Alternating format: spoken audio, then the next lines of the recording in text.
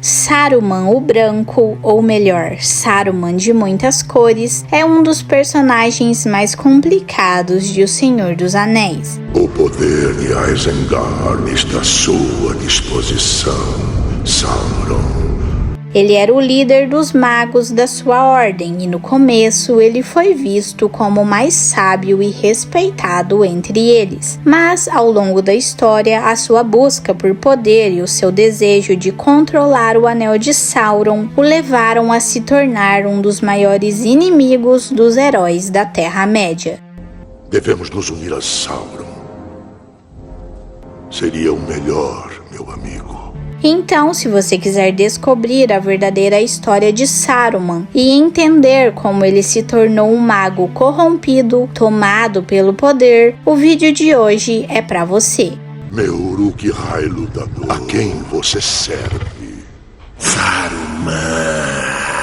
Saruman é uma figura muito antiga e poderosa, mas antes de assumir esse nome, Saruman era um Maiar, um espírito poderoso criado pelos Valar. Tolkien, em suas cartas, explicou que os Istari, incluindo Gandalf e Saruman, eram seres angelicais enviados à Terra-média em corpos humanos. Eles podiam sentir dor, cansaço e até medo, mas tinham a missão de ajudar os povos livres contra a ameaça de Sauron. Durante a Segunda Era, Saruman vivia como um Maiar em Valinor. Não temos muitos detalhes sobre as suas atividades nessa época, mas é possível imaginar que ele observava com curiosidade os movimentos de Sauron, que também era da mesma raça de espírito que ele. Quando a situação começou a se agravar, os Valar decidiram enviar os Istari para a Terra-média e foi assim que Saruman iniciou a sua jornada como líder da Ordem dos Magos. Já na Terceira Era, Saruman foi ganhando destaque. Ele foi enviado como um representante dos Valar para orientar e proteger os povos livres, mas a sua ambição acabou desviando ele do seu propósito. Nos apêndices de O Senhor dos Anéis é explicado que Saruman começou a sua busca pelo Um Anel no ano 2851 da Terceira Era. Ele fez isso não para cumprir a missão que lhe foi dada, mas para obter poder para si mesmo. No Silmarillion, os Istari são descritos como mensageiros enviados pelos Senhores do Oeste para enfrentar Sauron caso ele retornasse. O objetivo deles era inspirar os elfos, os homens e todas as criaturas de boa vontade a realizarem grandes feitos. Esses magos pareciam homens velhos, mas eram vigorosos e envelheciam muito lentamente. Eles carregavam grandes responsabilidades, tinham uma sabedoria imensa e possuíam poderes tanto de mente quanto de ação. Eles viajavam pela Terra-média conversando com os elfos, homens, animais e até pássaros, mas guardavam seus verdadeiros nomes em segredos. Entre os Istari mais conhecidos, Gandalf era chamado de Mithrandir pelos elfos, enquanto os homens do norte o chamavam de Gandalf. Já o Saruman, o mais velho e o primeiro a chegar, liderava a ordem. Ele foi seguido por Gandalf, Radagast e outros 2 magos que foram enviados ao leste e que as suas histórias ficam para outro vídeo. Nos Contos Inacabados, descobrimos mais sobre a origem dos Istari. Os Valar, preocupados com a ameaça crescente de Sauron, se reuniram em um conselho para decidir como agir. Por conta das consequências desastrosas da última vez que eles interviram diretamente em Arda, como a destruição de Beleriand, eles decidiram enviar os Maiar à Terra-média, mas em formas humanas, sujeitas a limitações como fome, sede, cansaço e até mesmo o medo. Esses magos, apesar de serem espíritos angelicais, precisavam viver com restrições semelhantes às dos mortais. Gandalf, que antes era conhecido como Olorin, era humilde e temia o Sauron, enquanto Saruman, cujo nome original era Curumo, era extremamente confiante e ambicioso. Ele se destacou como líder natural entre os Istari, algo que Gandalf reconheceu. Só que os Valar proibiram que os magos usassem seu poder para dominar os povos livres da Terra-média. Eles não deveriam forçar a sua vontade sobre os homens ou os elfos, mas sim guiar eles com sabedoria e persuasão. O primeiro mago a chegar era um ser de grande porte e nobreza, com cabelos negros e uma bela voz. Ele se vestia de branco e possuía habilidades excepcionais em trabalhos manuais. A sua posição de líder da ordem era amplamente reconhecida, tanto pelos elfos quanto pelos homens. Havia também 2 magos vestidos de azul, um de manto marrom e, por fim, o mais humilde em aparência, um homem mais baixo de cabelos grisalhos que se vestia de cinza e se apoiava em um cajado. Quando esse último chegou aos Portos Cinzentos, Círdan, o Senhor dos Portos, reconheceu nele um espírito maior e mais sábio. Então, Círdan deu para ele o Anel Naira, o Anel de Fogo, e disse: grandes trabalhos e perigos estão à sua frente. Esse anel lhe trará ajuda e conforto em sua tarefa. O Mago Cinzento, que veio a ser conhecido como Gandalf, aceitou o anel e o manteve em segredo. Só que o Saruman, o Mago Branco, descobriu sobre esse presente e, com o tempo, passou a invejá-lo. Esse sentimento foi o início da desconfiança e rivalidade que Saruman nutriu por Gandalf e que mais tarde se manifestaria abertamente. Saruman, chamado pelos elfos de Curunir, homem de habilidade, se tornou conhecido entre os homens do norte como Saruman, e depois de longas jornadas no leste, ele se estabeleceu no reino de Gondor e mais tarde em Orthanc. Foi aí que a inveja e o desejo de poder começaram a dominar a sua mente. Agora eu tenho uma pergunta para vocês. Será que Círdan teve alguma culpa no declínio de Saruman ao entregar o Anel Naira para Gandalf?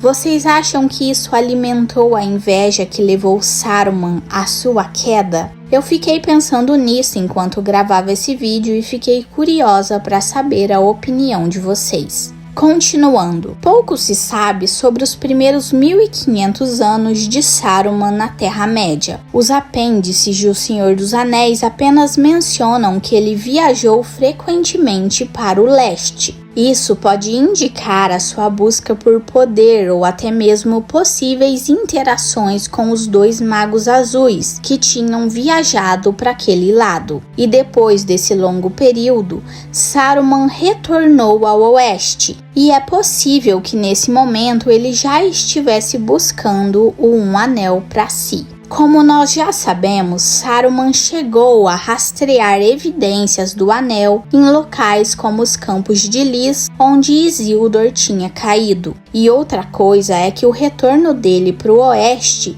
coincidiu com o crescimento do poder de Sauron em Dol Guldur, o que dificilmente parece ser uma coincidência. Também é provável que durante esse tempo, Saruman já estivesse minando os esforços de Gandalf, se desviando completamente da sua missão original. Saruman não via Sauron apenas como um inimigo, mas como um rival a ser superado. Isso foi essencial para entendermos a motivação das suas ações. Antes de tudo, é importante lembrar que Saruman não construiu Orthanc, a torre imponente, nem a fortaleza de Isengard. Essas estruturas foram erguidas pelos Númenóreanos entre 3320 e 3430 da Segunda Era, durante a época da Última Aliança. As chaves de Orthanc foram entregues a Saruman por Beren, o mordomo de Gondor, em 2759 da Terceira Era. Foi em Isengard que Saruman encontrou uma das Palantir, as Pedras de Visão Perdidas, e a manteve em segredo por muitos anos. O seu acesso à pedra Palantir, como nós já sabemos, foi crucial para o seu declínio, porque foi através da pedra que Saruman começou a influenciar ele. Saruman inicialmente assumiu o controle de Isengard como um tenente a serviço de Gondor, guardando a fortaleza em nome do reino. Tanto Beren quanto Fleaf, o rei de Rohan, estavam satisfeitos em ter Saruman como aliado, acreditando que ele era um guardião confiável. Só que a sua verdadeira intenção era estabelecer Isengard como um centro de poder independente. Depois do último Conselho Branco em 2953, Saruman revelou as suas ambições. Ele declarou Isengard como sua fortaleza e começou a transformá-la em um lugar de medo e força, atraindo para si aliados malignos e servos que odiavam Gondor e Rohan. Ele usava sua posição para rivalizar secretamente com Barad-dûr, a fortaleza de Sauron. Ao longo do tempo, Denethor, o regente de Gondor, começou a desconfiar de Saruman. Ele era avisado por seu pai, Ecthelion, para preferir Gandalf ao invés de Saruman. Mas a relação entre Denethor e Gandalf, como nós já sabemos, nunca foi boa. Alguns acreditavam que Denethor suspeitava que Gandalf pretendia suplantá-lo, especialmente por causa da figura misteriosa de Thorongil, o nome usado por Aragorn em suas viagens pela Terra-média. Thorongil ganhou destaque em Rohan e Gondor, o que aumentou a desconfiança de Denethor. Saruman é mencionado pela primeira vez em O Senhor dos Anéis no capítulo A Sombra do Passado, durante a conversa entre Gandalf e Frodo, onde Frodo pergunta: "Quem é ele? Eu nunca ouvi falar dele antes." E Gandalf responde: "Talvez não.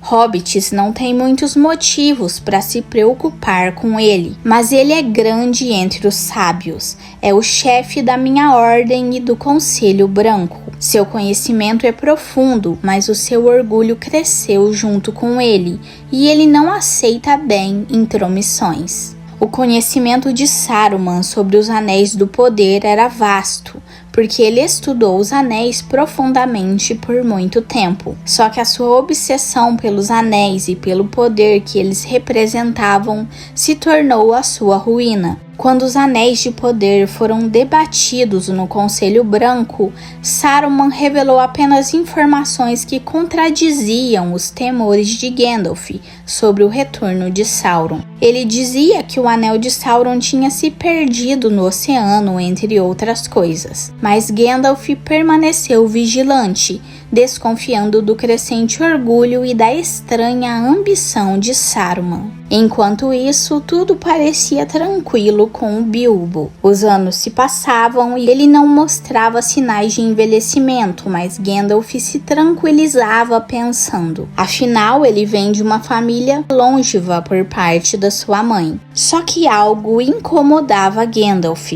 uma sombra persistente. Então ele esperou, tentando encontrar respostas, até a noite em que Bilbo deixou o bolsão. Naquele momento, Bilbo disse e fez coisas que encheram o Gandalf de um medo profundo, e foi aí que Gandalf percebeu que algo sombrio estava em ação, algo mortal. Boa parte da história que conhecemos no início dos filmes do Senhor dos Anéis é explicada detalhadamente no Conselho de Elrond. Gandalf revela como Gollum foi levado a Mordor, onde acabou torturado, e revelou tanto o nome de Bilbo quanto a localização do condado, e Gandalf também narra seu confronto com Saruman, que o tentou convencer a se aliar a Sauron. Saruman dizia que resistir era inútil, que um novo poder estava se erguendo e que a única escolha sábia seria se aliar a ele. Mas Gandalf recusou, sendo então aprisionado no topo de Orthanc até ser resgatado pelas águias. E se você quiser saber mais detalhes dessa batalha em Isengard entre Gandalf o Cinzento e Saruman o Branco, eu já fiz um vídeo aqui no canal só falando sobre isso e explicando o porquê Saruman não matou o Gandalf quando ele teve a chance. O vídeo tá muito bom, vale a pena assistir. No conselho de Elrond, Frodo descobre toda a verdade sobre Aragorn, sobre o Um Anel e a importância da sua missão. Até aquele momento, ele não compreendia totalmente o peso da sua tarefa, mas ali, ouvindo as histórias e os debates, o Frodo começou a perceber o verdadeiro fardo que ele carregava. Quando avançamos para os eventos de As Duas Torres, nós vemos o impacto da traição de Saruman. Ele cria os Uruk-hai, cruzando os orcs com homens, um ato que simboliza a sua corrupção e o seu abandono da sabedoria para abraçar a brutalidade. Merry e Pippin foram capturados por esses orcs a mando de Saruman, que sabia que o anel estava com um dos pequenos, mas os dois hobbits fogem durante uma disputa entre os servos de Saruman e os de Sauron, encontrando refúgio na floresta de Fangorn. E é lá que eles encontram Barbárvore, o ente ancião.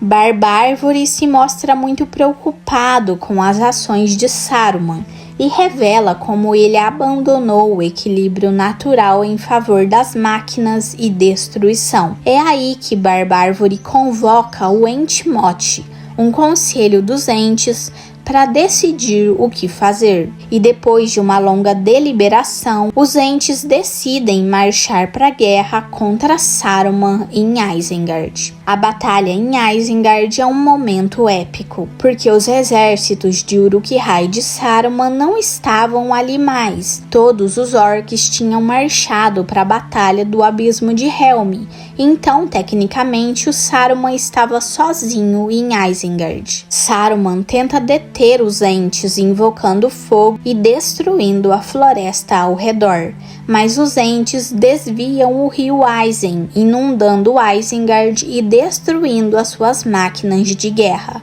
Saruman é encurralado em Orthanc e a sua torre outrora grandiosa, agora uma prisão. Mais tarde, Saruman tenta usar o seu poder de persuasão quando é confrontado por Gandalf, Théoden, Merry e Pippin. Com a sua fala encantadora, ele tenta manipular a todos, mas Gandalf o repele. Ele quebra o cajado de Saruman, símbolo do seu poder, e o expulsa da Ordem dos Magos. Nesse momento, Saruman se declara o Senhor de muitas cores, vestindo uma túnica de tons iridescentes, uma representação da sua vaidade e de sua queda. Nos filmes de Peter Jackson, Saruman é omitido da versão de O Retorno do Rei, mas sua morte aparece na edição estendida. Depois de ser cercado e preso pelos entes, Saruman é traído por Grima Língua de Cobra, que o apunhala pelas costas. Em um golpe final de ironia, Saruman cai da sua torre, encontrando a morte que ele tanto tentou evitar. Mas nos livros não acontece nada disso. Nos textos de Tolkien, depois da sua derrota de seus exércitos no Abismo de Helm e em Isengard, ele é libertado pelos entes. Barbárvore, movido por compaixão, permite que ele vá embora. E Saruman vai, mas não aceita sua derrota e busca vingança no condado. Isso mesmo, ele vai lá para o condado junto com o Grima e com os outros lacaios. No livro, Tolkien narra como ele e os seus seguidores, liderados pelo próprio Saruman, transformaram o condado em algo semelhante ao que ele havia feito em Isengard. Eles poluíram os rios, encheram os céus com fumaça e devastaram a terra, tirando dos hobbits o ambiente tranquilo e fértil que eles conheciam. Saruman se escondeu como líder desse caos, mas seu domínio foi interrompido quando Frodo e os seus companheiros retornaram ao condado. Eles descobriram que ele estava supervisionando a destruição da sua terra natal e manipulando seus amigos para espalhar a sua corrupção. Mas no fim foi a sua relação com Grima, língua de cobra, que selou o seu destino. Saruman tratava Grima com muito desprezo, humilhando e forçando ele a fazer atos terríveis. E em um momento final de tensão, Saruman acusou Grima de assassinato, um ato que o próprio mago o obrigou a cometer. Isso foi a gota d'água. Grima, em um momento de fúria e libertação, cortou a garganta de Saruman antes de ser morto pelos arqueiros hobbits.